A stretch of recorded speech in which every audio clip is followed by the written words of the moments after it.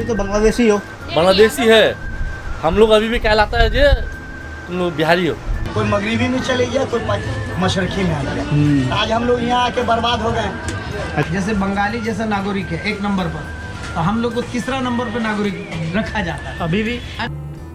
अस्सलाम वालेकुम दोस्तों, मैं हूं अली जावेद नकवी।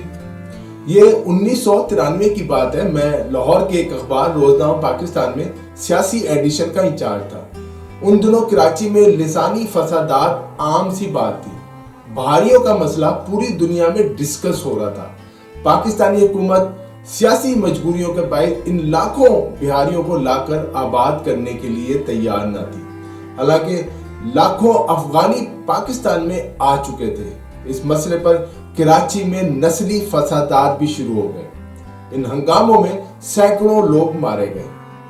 दोस्तों, अगर आपने अभी तक हमारे चैनल को लाइक और सब्सक्राइब नहीं किया तो चैनल को सब्सक्राइब कर लें ताकि आपको हमारी मालूमाती वीडियोस देखने को मिलती रहे।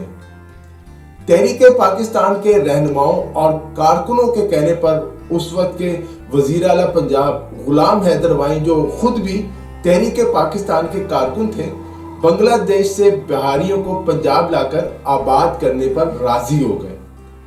एक मसला ये भी था कि कोई सूबा सिंध और केपी के कोई सूबा उन्हें लेने के लिए तैयार न था। बिहारी खानदानों को खुसूसी परवाज के जरिए पाकिस्तान लाकर ओकाड़ा के करीब आबाद किया गया। मैं उस बस्ती को देखने खुसूसी तौर पर ओकाड़ा गया। उस वक्त मारूफ एंकर हामिद मीर, MQM हकीके के सरबरा आफाक अहमद और MQM के रहनुमा आमिर खान, वो भी हमारे साथ थे। बिहारियों को पंजाब में आबाद करना एक अच्छा मंसूबा था, लेकिन ये बस्ती जल्द ही उजड़ गई और बिहारी की जो अक्सरियत थी वो कराची मुंतकिल हो गई।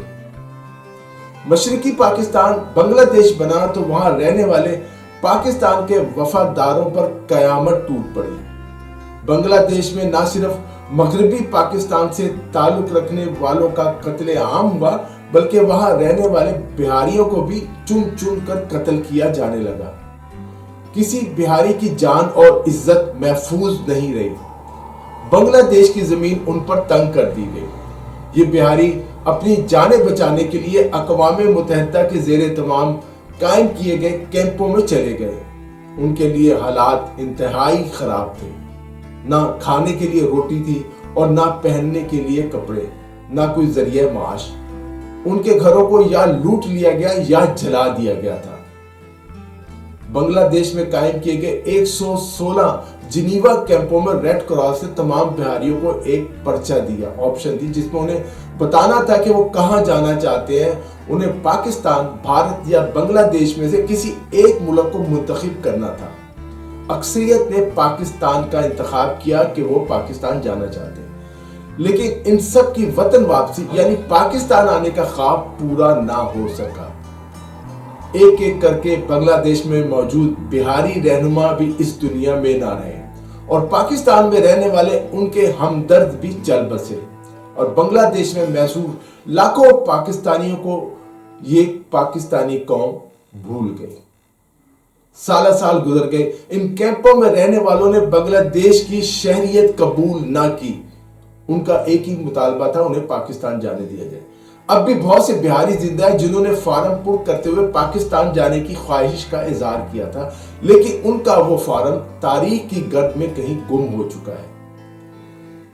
अक़वाम मुत्तहिदा के HCR के ताउन से जो हुकूमत पाकिस्तान ने जब उनको फार्म वगैरह दिए गए, हमारे जो हाई कमीशन है उसने उनकी जांच पड़ताल की और फिर शिमला माहिदा की रोज़ 1973 में जो थे तकरीबन 25,000 बिहारी पाकिस्तानियों को वतन वापस लाया गया, जिनमें मरकजी हुकूमत के ज्यादातर मुलाजमीन थे। इनमें कुछ कैदी भी थे। बिहारियों को पाकिस्तान जो है 325 मजीद बिहारी जो पाकिस्तान लाए गए वो नवाज शरीफ के दौर में लाए गए। बिहारियों का मसला हमेशा से पाकिस्तान और बांग्लादेश के ताल्लुकात में हायल है। इन लोगों को एक ही मुतालबा था, किसी तरह उन्हें पाकिस्तान बुला लिया जाए। बिहारियों की शहरियत और इंसानी हकूक का मामला बांग्लादेश 2008 में वहां की मुकामी अदालतों में गया। पहली मर्तबा इन बिहारियों को उर्दू बोलने वाले बांग्लादेश की शनाख्त मुकामी अदालत में दी। इन लोगों का नारा था कि आधी रोटी खाएंगे पाकिस्तान जाएंगे, लेकिन पाकिस्तान ना आ सके। मैसूरुद्दीन ने बांग्लादेश की वतन वापसी के सिलसिले में दायर केस में हुकूमत पाकिस्तान ने तस्लीम कर लिया कि कैंप में मुकीम बिहारी बांग्लादेशी वोटर्स और शहरी है, यानी अब वो पाकिस्तान नहीं है, उनका पाकिस्तान से ताल्लुक नहीं है और हम उनको लाने के पाबंद भी नहीं है।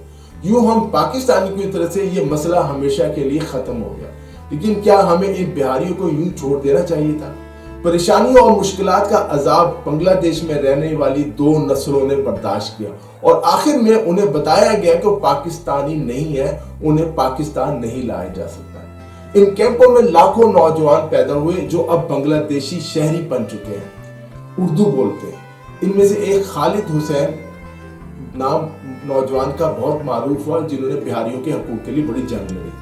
ये जो नौजवान थे ढाका के जिनीवा कैंप में 1981 में पैदा हुए। इन्होंने अपने बचपन को याद करते हुए बताया कि जिनीवा कैंप ढाका में वजीर आजम हाउस के पास है। वो बताते हैं कि 1971 के हालात तो सब जानते हैं कि बराह रास्त बिहारियों को निशाना बनाया गया था।